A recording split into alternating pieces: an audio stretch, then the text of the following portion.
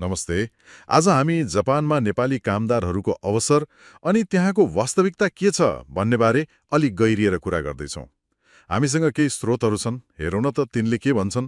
एउटा स्रोतमा त जापानमा 7 वर्ष जति काम गर्नुभएका एकजना नेपालीको अनुभव रहेछ।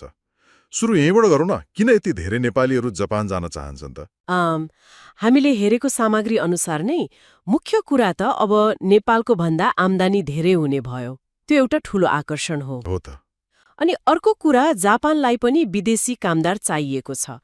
उनीहरूको जनसङ्ख्या भन्नाले काम गर्ने उमेरको घट्दैछ। ए, माग बढेको छ है? हो, माग बढेको छ। अनि नेपालीहरू इमान्दार र मेहनती हुन्छन् भन्ने छवि पनि रहेछ त्यहाँ। स्रोतमा त्यस्तो पनि उल्लेख छ। ए, त्यो त राम्रो कुरा भयो। तै आम्दानीको कुरा त छँदैछ, तर कस्ता खालका कामहरू पाइन्छन् त त्यहाँ? के चाहिन्छ होला? कामहरू त धेरै क्षेत्रमा छन्, जस्तै यो स्याहार सुसार, केयर गिभिङ भन्छ नि। अँ। अनि फ्याक्ट्रीहरूमा खाना बनाउने, प्याकिङ गर्ने, इलेक्ट्रोनिक्सका सामान बनाउने, रेस्टुरेन्ट, होटेलहरूमा पनि, निर्माण क्षेत्रमा, कृषिमा। धेरै क्षेत्र रहेछन्। हो, अनि अलि सिप चाहिने जस्तै आइटी, इन्जिनियरिङतिर पनि अवसर छ यदि दक्षता छ भने। तर मुख्य चाहिने कुरा चाहिँ जापानी भाषा, कम्तीमा पनि JLPT N4 या JFT बेसिक तहको भनेको अलिअलि बोल्न र बुझ्न सक्ने हुनु पर्यो। हो, दैनिक काम चलाउन सक्ने, अनि जुन काम गर्ने हो त्यसको सिप परीक्षा पास गर्नु पर्यो।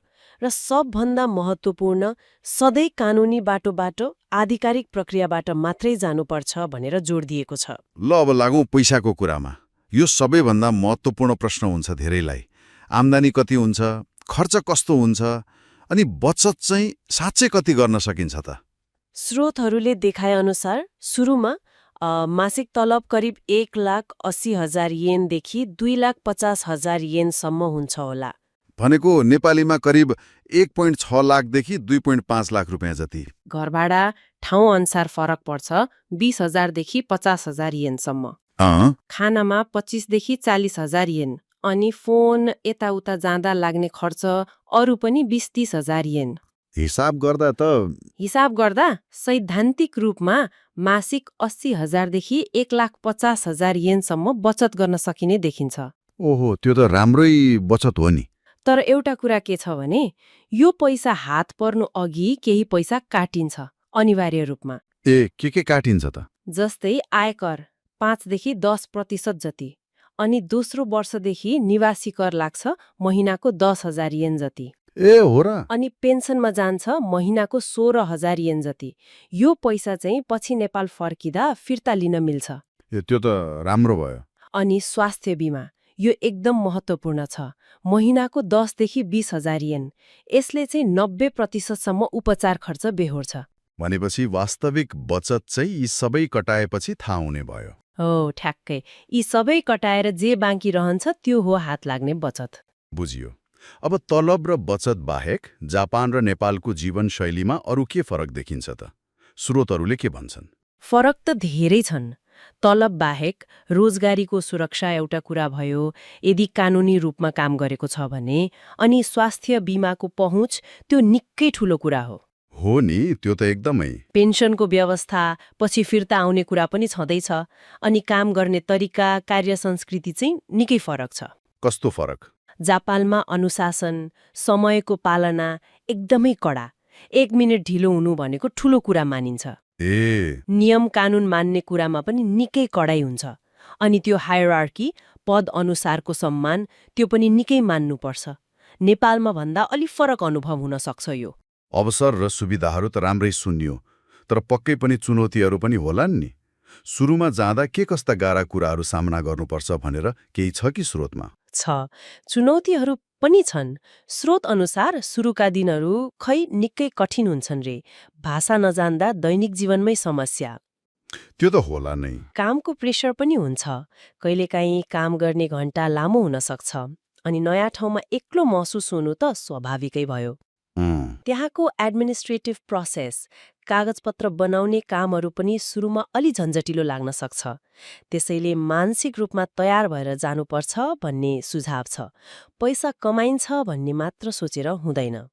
भनेपछि तयारी महत्त्वपूर्ण भयो। एकदम। तर प्रतिबद्ध भएर लाग्यो भने मेहनतको फल पाइन्छ भन्ने कुरा पनि छ। अनि सांस्कृतिक भिन्नताको कुरा नि, घुलमिल हुन के गर्नुपर्छ के गर्नु हुँदैन। यो पनि एकदम महत्त्वपूर्ण।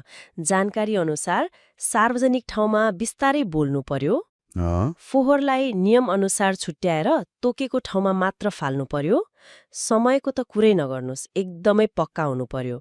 अनि काम गर्ने ठाउँमा आफूभन्दा सिनियर वा हाकिमलाई आदर देखाउनु पर्यो। गर्न नहुने कुराहरू नि, जस्तै सार्वजनिक यातायातला बस वा रेलमा ठूलो स्वरले फोनमा कुरा गर्ने, त्यो गर्नु भएन। हो र जुत्ता लगाएर घरभित्र छिर्नु भएन, जथाभावी फोहोर फाल्नु भएन, जानकारी नदिई काममा ढिलो पुग्नु भएन, अनि हाकिमसँग ठाडो ठाडो तर्क गर्नु भएन। यस्ता सानो सानो कुराले धेरै फरक पार्छ। हो, यस्तो कुरामा ध्यान दिनु जरुरी छ। त्यसो भए यो सबै जानकारीलाई हेर्दा जापान जाने सोच बनाएकाहरूलाई मुख्य सन्देश के दिन सकिन्छ त? सारमा भन्नुपर्दा स्रोतहरूले के भन्छन् भने छोटो बाटो नखोज्नुहोस्, सजिलो छैन, दलालको पछि लाग्ने, अवैध तरिका अपनाउने काम नगर्नुहोस्। एकदम। सबैभन्दा महत्त्वपूर्ण कुरा भाषा सिक्नुहोस् राम्रोसँग।